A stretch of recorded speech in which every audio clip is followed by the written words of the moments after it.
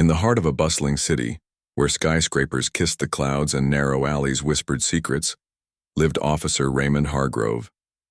The city was a patchwork of neighborhoods, some gleaming with wealth, others struggling under the weight of poverty. It was a place divided not just by money but also by skin color.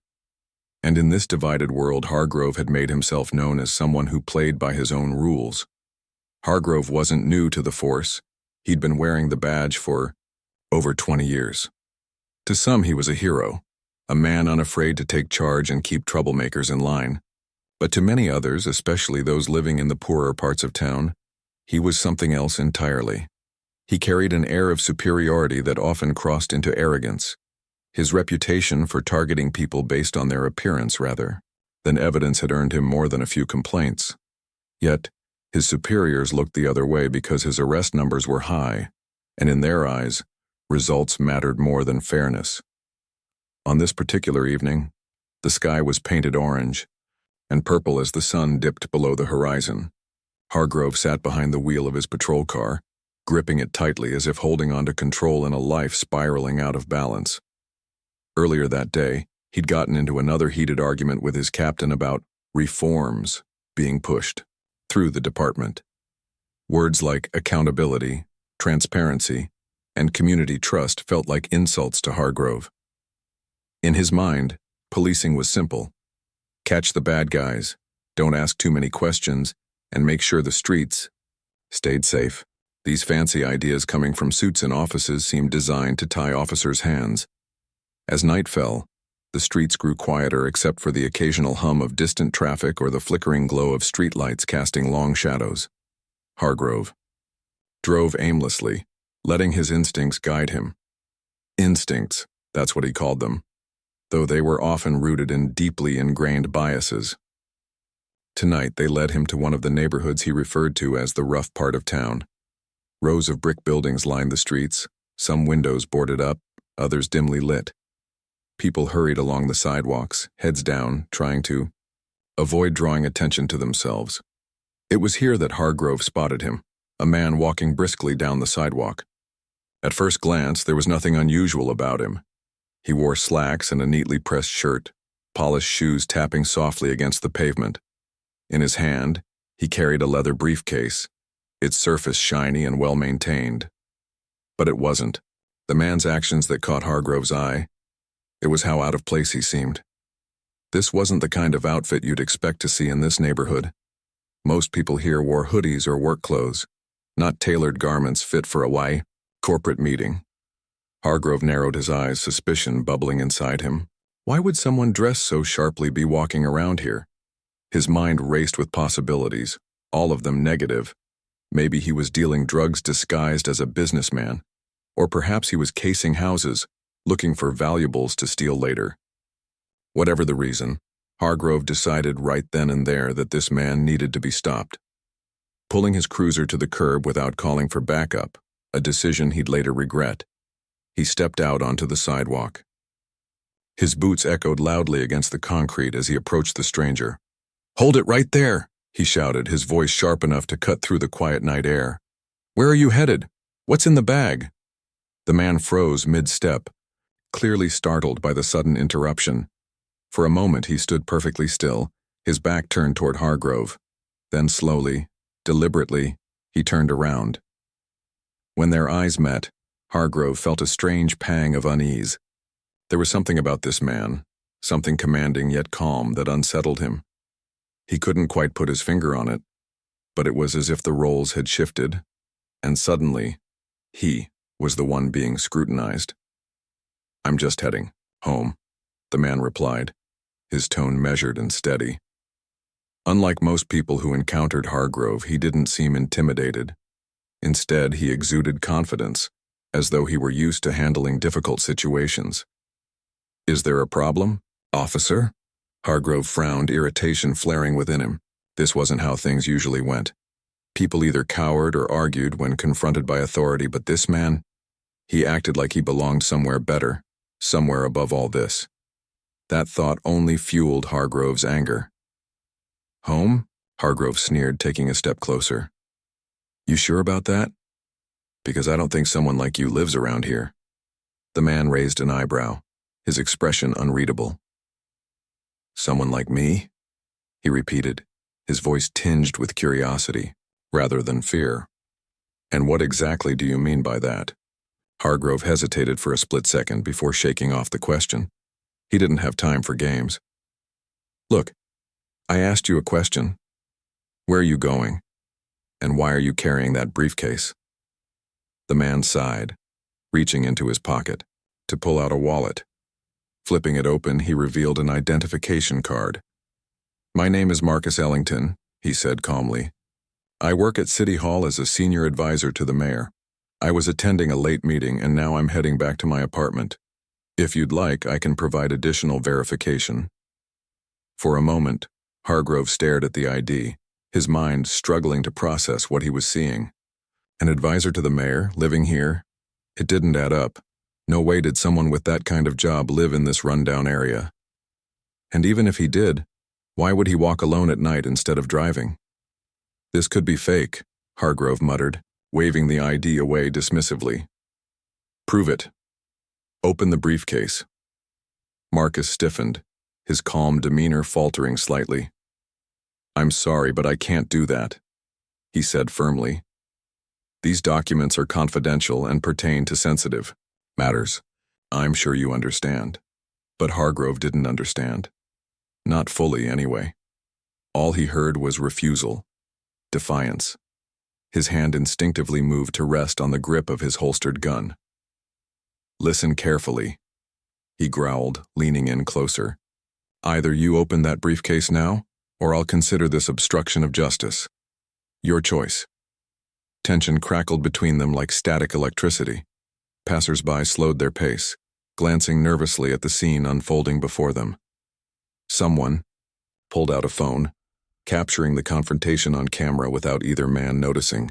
Meanwhile, Marcus remained composed, though his jaw tightened ever so slightly. "You're making a mistake," Marcus said quietly, his words laced with warning. "This isn't necessary." But Hargrove wasn't listening anymore. His vision had narrowed, consumed by suspicion and pride. Without waiting for further explanation, he reached out, grabbing Marcus roughly by the arm. "Give me the briefcase," he demanded, his voice rising. What happened next would change both their lives forever, and set off a chain reaction neither could have anticipated. As the tension between Officer Hargrove and Marcus Ellington escalated, the scene on the dimly lit street began to feel like a powder keg waiting to explode. Hargrove's grip tightened around Marcus's arm, his knuckles white with determination, or perhaps desperation. To him, this was no longer just about a briefcase or some vague notion of suspicious behavior. It had become personal. This man, this Marcus, was challenging his authority, refusing to bow down as so many others had done before. And, in Hargrove's mind, that made him dangerous.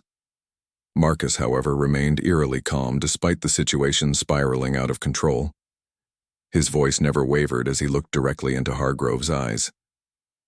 "Let go of me," he said firmly but without raising it to a shout. "You're overstepping your bounds, officer. I've already explained who I am and why I'm here. If you'd simply check my credentials instead of jumping to conclusions, we could resolve this peacefully." But peace wasn't something Hargrove was interested in at that moment. Every instinct he'd honed over 2 decades on the force screamed at him to take charge, to assert dominance. He yanked Marcus closer, ignoring the sharp intake of breath from the bystanders watching nearby. "I don't care about your explanations," he barked, his face flushed with frustration. "Either you open that briefcase now, or I'll arrest you for obstruction. Your choice." For a split second, Marcus hesitated. It wasn't fear, it was calculation. He knew what opening the briefcase meant, exposing sensitive documents that could derail months of hard work. These weren't ordinary papers. They contained proposals aimed at addressing systemic issues within the city's institutions, including reforms designed to hold law enforcement accountable.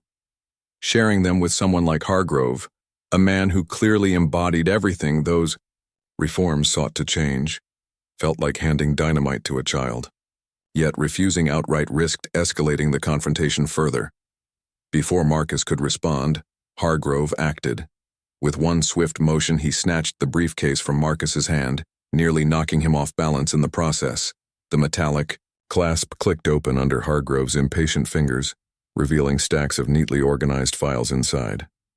But rather than finding evidence of criminal activity, Hargrove found himself staring at pages filled with charts, graphs, and legal jargon. Words like equity, transparency, and community oversight jumped out at him, mocking his ignorance. "What is all this?" Hargrove snapped, flipping through the documents haphazardly. "Some kind of scam? You think I'm stupid?" Marcus straightened up, brushing imaginary dust from his sleeve as if reclaiming his dignity. "It's none of your concern," he replied coolly. "Those documents are confidential and intended for review by City Hall officials only. By taking them without permission, you've violated protocol and possibly the law." Hargrove froze, his anger momentarily giving way to uncertainty. Protocol? Law? Those weren't words he associated with his job. In his world, cops made their own rules when necessary. Still, there was something unsettling about Marcus's confidence, as though he held cards Hargrove couldn't see. For the first time since stepping out of his cruiser, doubt crept into the officer's mind.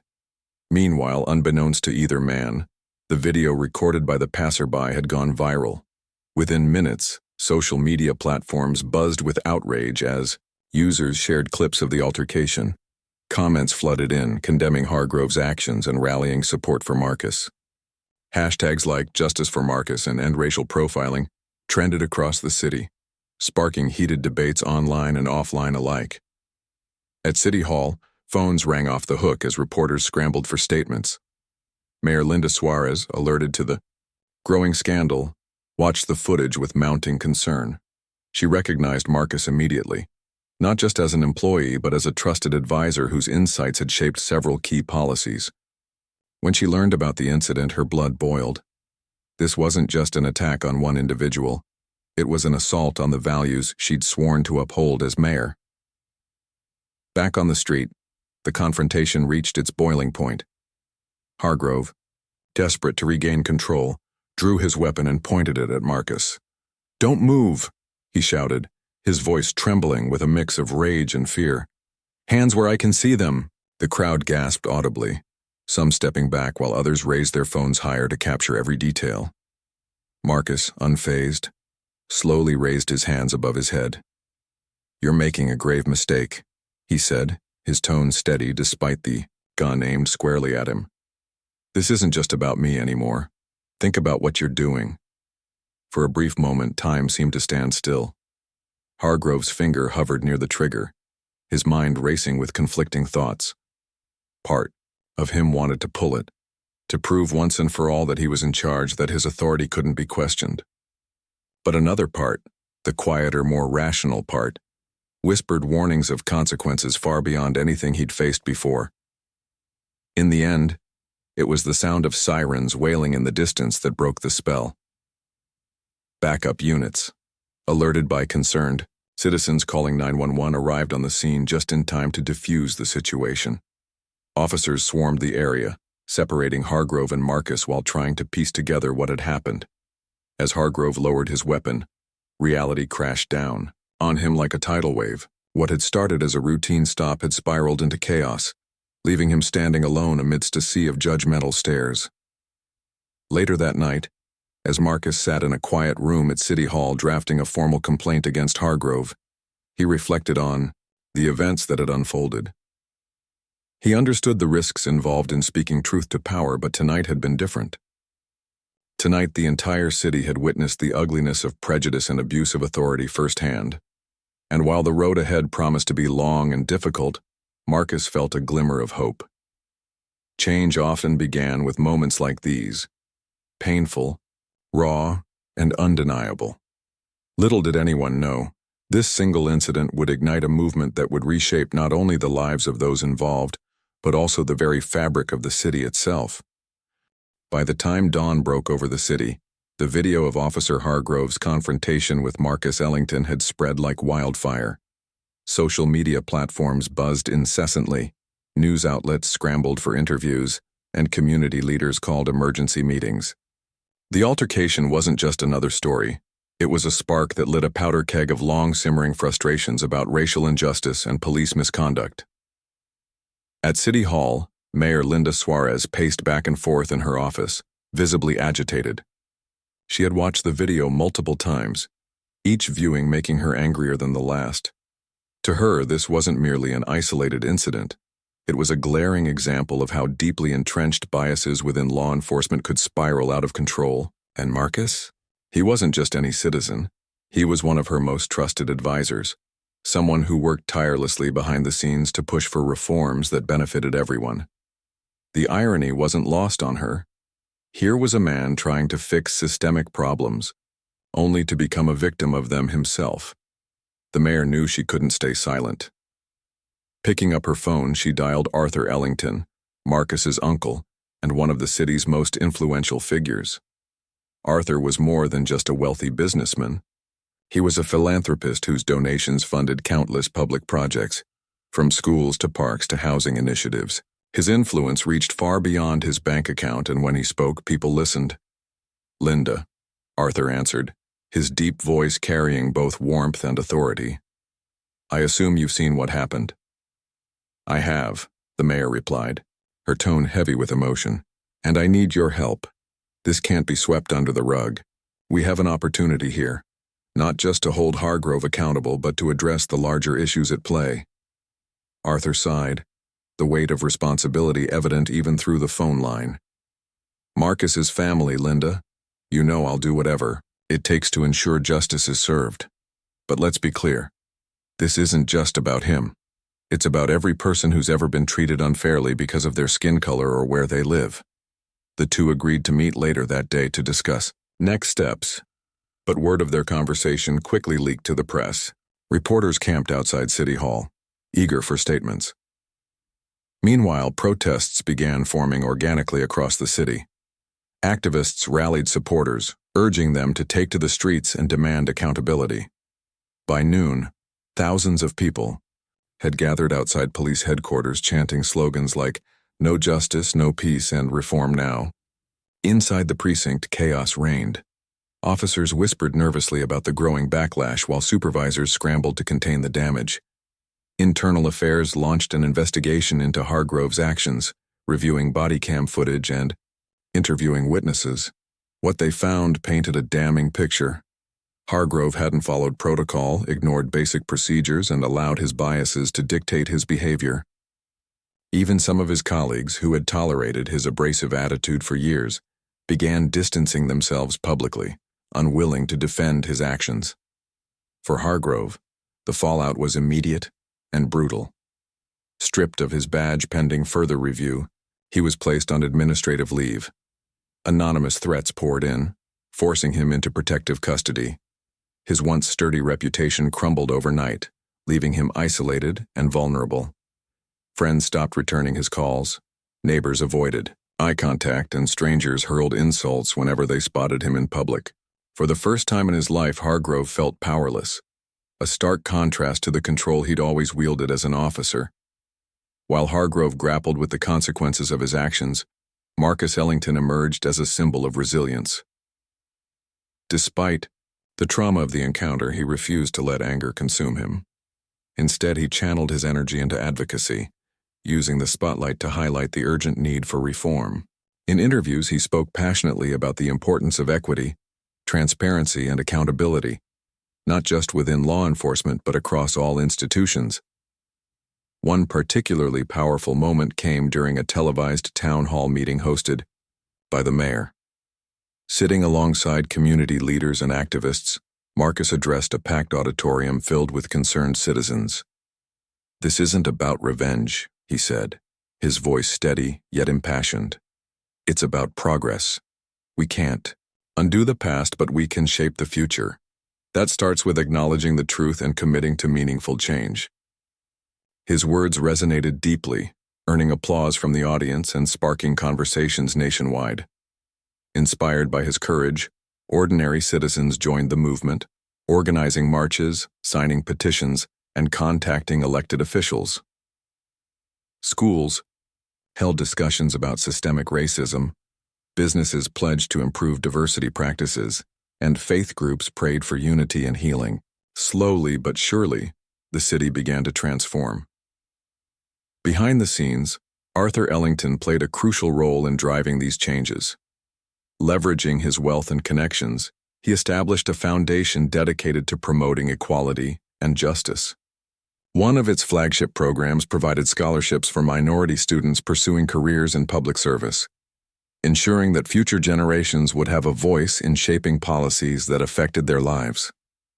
Additionally, Arthur partnered with local organizations to fund independent oversight committees tasked with monitoring law enforcement activities and holding officers accountable.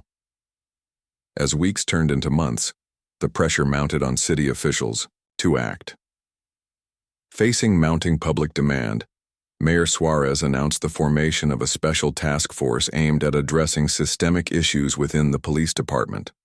Comprised of experts in criminal justice, civil rights advocates, and representatives from marginalized communities, the task force conducted hearings, reviewed data, and proposed sweeping reforms. Among their recommendations were mandatory implicit bias training for all officers, increased use of body cameras, and stricter penalties for misconduct. These efforts didn't come without resistance. Some members of the police union argued that the proposed measures infringed on their rights, while others claimed the reforms went too far. But the tide of public opinion had shifted dramatically. Citizens, emboldened by Marcus's bravery and the collective power of the movement, stood firm in their demands for accountability. They reminded everyone that policing existed to serve the people, not the other way around. Amidst all the noise and activity, Marcus remained humble, focusing less on personal vindication and more on creating lasting impact. He understood that true justice required patience, persistence, and collaboration. Change wouldn't happen overnight, but every step forward mattered. Meanwhile, Hargrove continued to grapple with the wreckage of his choices, living under protective custody. Cut off from the world he once commanded, he struggled to make sense of his new reality. At first, bitterness consumed him. He blamed everyone except himself, the protesters, the media, the system. But over time, cracks began to form in his hardened exterior. Watching documentaries about Marcus's work and hearing stories of transformation inspired by the incident forced him to confront uncomfortable truths. Though redemption seemed distant, Hargrove started reflecting on his past mistakes. He realized that his actions weren't just harmful to Marcus. They reinforced cycles of mistrust and division that hurt entire communities. For the first time, he saw the humanity he'd denied others. And though forgiveness might never come, acknowledgement was a start. As the city moved forward, the scars left by that fateful night served as reminders of both pain and possibility. Pain, because they highlighted how far society still had to go. Possibility, because they proved that even in moments of darkness, light could emerge. Through courage, determination, and collective effort, the people of the city showed that no obstacle was insurmountable and no injustice untouchable. The city was alive with change, but for Officer Raymond Hargrove, the world had become a suffocating prison. Once celebrated as a tough enforcer, he now found himself reviled, a symbol of everything wrong with law enforcement. The hearings conducted by the Special Task Force were brutal, exposing not only his actions that night but also years of unchecked prejudice and misconduct. Witnesses testified about past encounters where Hargrove's bias had led to unnecessary arrests or harassment. The evidence against him was overwhelming. During one particularly grueling session, Hargrove sat slumped in his chair, staring at the floor as person after person recounted their experiences with him. Some spoke through tears, others with quiet anger, but all shared a common theme. They had been treated unfairly because of who they were. One elderly woman, her voice trembling yet resolute, described how Hargrove had stopped her grandson on his way home from school simply because he wore a hoodie. Another man recalled being pulled over multiple times for no reason other than driving an expensive car in a predominantly black neighborhood. Each story chipped away at Hargrove's defenses until there was nothing left to hide behind. When it was finally his turn to speak, Hargrove hesitated. For weeks he had rehearsed what he would say, how he'd justify his actions, explain them away as part of the job. But now, under the weight of so many accusing eyes, those words felt hollow. Instead, he chose honesty, or at least as much honesty as he could muster. "I thought I was doing the right thing," he admitted, his voice barely above a whisper. "I believed I was keeping people safe. I never meant to hurt anyone." His admission sparked mixed reactions. Some attendees shook their heads in disbelief, unwilling to forgive decades of harm caused by men like him. Others listened intently, recognizing the complexity of systemic issues that shaped officers' behavior. Even then, forgiveness wasn't on the table. What mattered most was accountability, and justice demanded consequences. In the end, Hargrove was fired from the police department and charged with multiple counts of misconduct and assault. The court sentenced him to community service, mandatory counseling, and probation. It wasn't enough for some, but it marked a turning point. For the first time in the city's history, a high-profile case of police brutality resulted in tangible repercussions, not just for the individual involved, but for the institution itself. Meanwhile, the broader movement for reform gained unstoppable momentum. Inspired by Marcus Ellington's courage and fueled by public outrage, citizens pushed harder than ever for meaningful change. Community policing programs expanded significantly, focusing on building trust between officers and residents.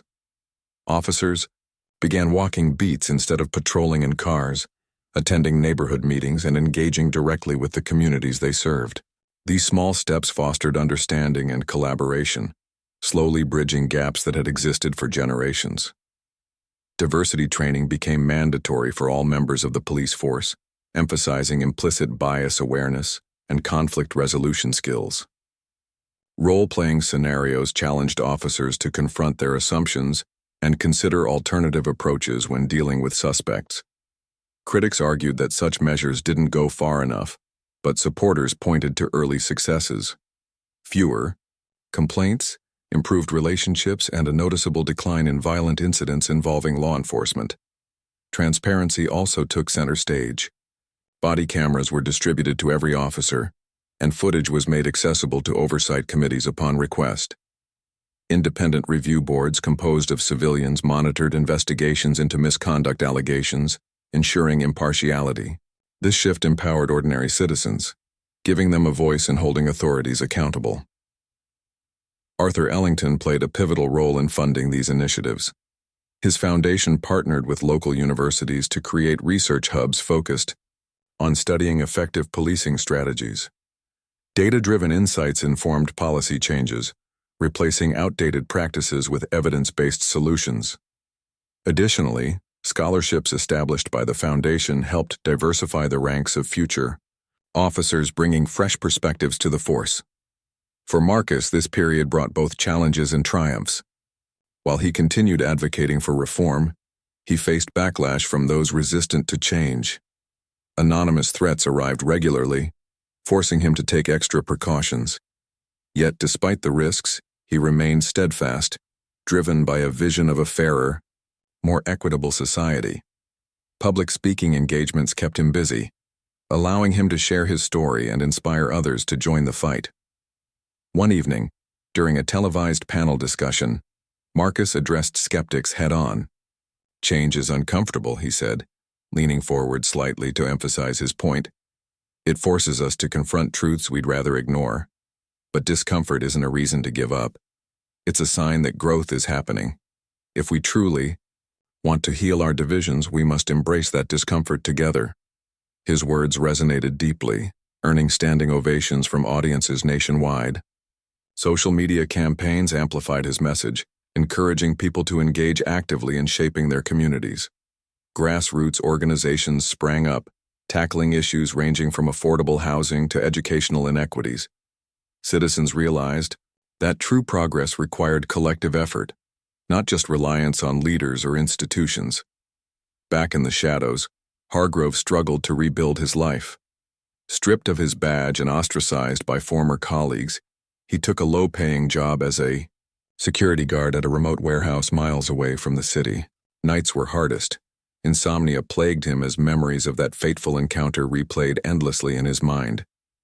He often wondered what might have happened if he'd handled things differently, if he'd listened instead of lashing out, if he'd seen Marcus as a human being rather than a stereotype. Occasionally, he caught glimpses of news coverage highlighting advancements in police reform. Watching Marcus speak passionately about equity and justice stirred something deep within him, something akin to shame mixed with reluctant admiration. Though bitterness lingered, cracks began forming in his hardened exterior. Slowly, painfully, he started questioning beliefs he'd held for decades. One day, while flipping through channels, Hargrove stumbled upon a documentary featuring interviews with activists, scholars, and survivors of police violence, including Marcus. As he listened to their stories, he felt a lump rise in his throat. For the first time, he saw the faces behind the statistics, the lives disrupted by actions like his own. Tears welled up in his eyes, not out of self-pity, but recognition. Recognition of the pain he'd caused, the damage he'd done. Though redemption seemed distant, acknowledgement was a start. Hargrove knew he couldn't undo the past, but perhaps he could learn from it.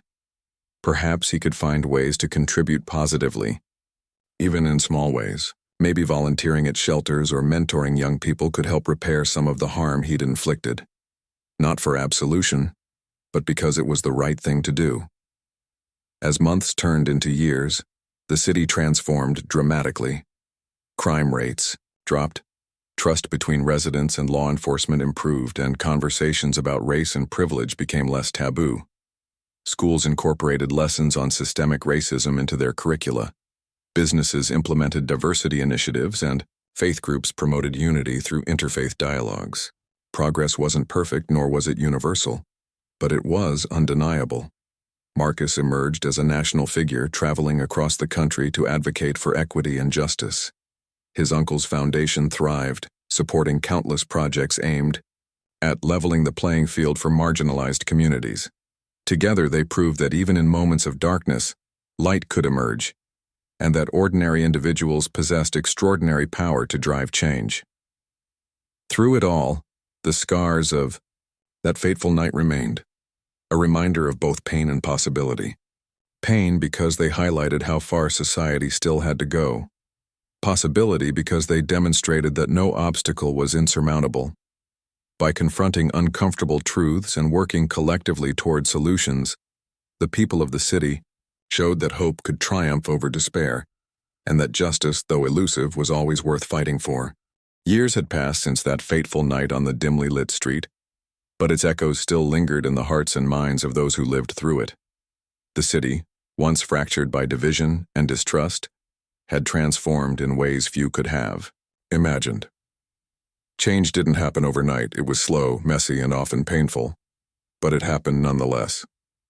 And at the center of it all stood Marcus Ellington, a man whose quiet determination had sparked a revolution. Marcus's journey hadn't been easy.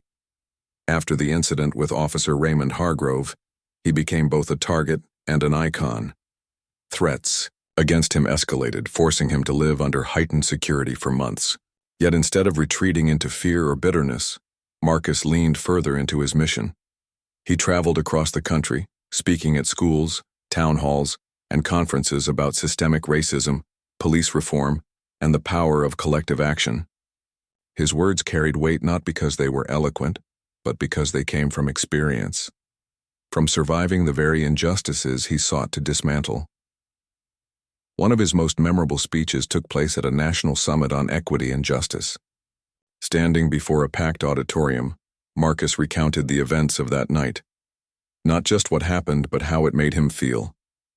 "I wasn't afraid," he said, his voice steady yet filled with emotion. "I was angry, not at the officer, but at the system that allowed such behavior to go unchecked for so long. But anger alone doesn't solve problems. Action does."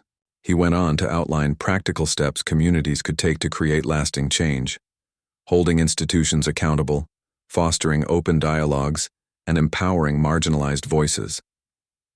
By the end of his speech, the audience erupted into applause, many rising to their feet in admiration.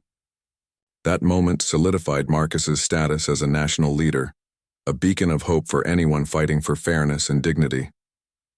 Back home, the reforms he inspired continued to reshape the city. The police department underwent a cultural shift, prioritizing de-escalation over aggression and community engagement over enforcement.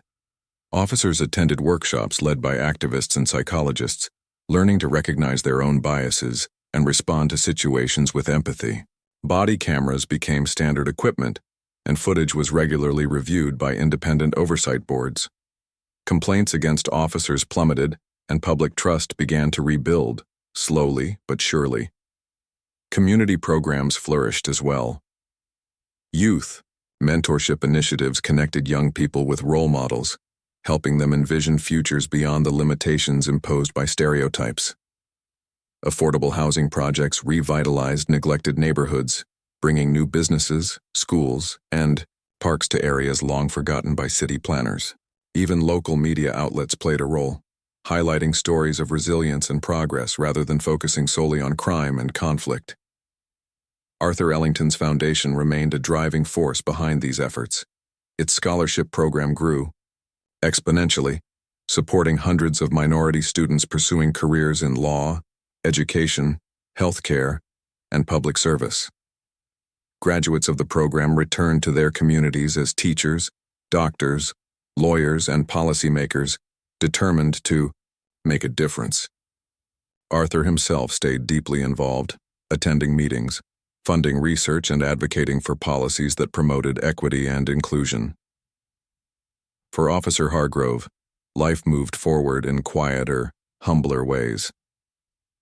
After losing his badge and facing criminal charges, he disappeared from public view, working odd jobs to get by.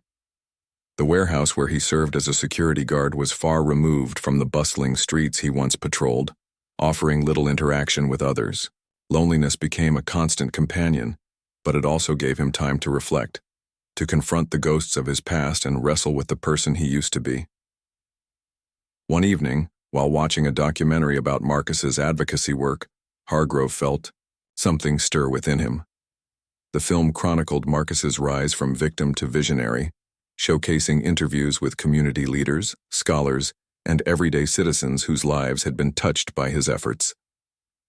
As Marcus spoke passionately about redemption and reconciliation, Hargrove found himself nodding along, not out of agreement but recognition that he too needed to find a way to move forward. Determined to make amends, however small, Hargrove began volunteering at a local shelter. At first, he kept to himself, sweeping floors and stacking supplies without drawing attention. But over time, he started interacting with the people who came through the doors, listening to their stories, sharing meals, and occasionally offering advice based on his own struggles. It wasn't much, but it was a start. Word eventually reached Marcus about Hargrove's attempts at redemption. Though he harbored no illusions about forgiveness, Marcus acknowledged the significance of Hargrove's efforts. Change begins with acknowledgement, he told a reporter during an interview. If someone like him can look inward and admit fault, then maybe there's hope for others too. The city celebrated its progress annually with a festival called Unity Day, organized by grassroots groups and supported by local government. Streets filled with music, food, and art created by residents from every corner of the city. Workshops and panel discussions addressed ongoing challenges, while awards honored individuals and organizations making a difference. One year, Arthur Ellington received an honorary plaque for his contributions to social justice. In his acceptance speech, he turned the spotlight back onto the community. "This isn't my victory," he said. "It belongs to everyone who refused to give up, even when the odds seemed impossible." As the years rolled on, Marcus continued his work, though his focus shifted slightly. Rather than leading protests or lobbying lawmakers, he dedicated more time to mentoring young activists, passing the torch to the next generation. He believed deeply in their potential to carry the movement forward, to dream bigger and bolder than he ever had. "The fight for justice is never truly finished," he often reminded them. "But each step we take brings us closer to the world we want to see." Hargrove, meanwhile, faded into obscurity, remembered only by those closest to the case. Yet, his story served as a cautionary tale and a reminder that accountability matters. It showed that no one is above scrutiny, not even those sworn to protect and serve. For every badge worn, there must also be responsibility. In the end, the legacy of that single confrontation extended far beyond two men on a darkened street. It ignited a movement that reshaped an entire city, proving that even in moments of despair, courage and collaboration could pave the way for renewal. And those scars remained, reminders of battles fought and lessons learned. They also symbolized resilience, growth, and the unyielding belief that a better future was possible. The city thrived not because it erased its past, but because it confronted it head-on. Through dialogue, determination, and unity, its people demonstrated that justice, though elusive, was always worth striving for. And in doing so, they built not just a safer, fairer society, but a stronger, more compassionate one.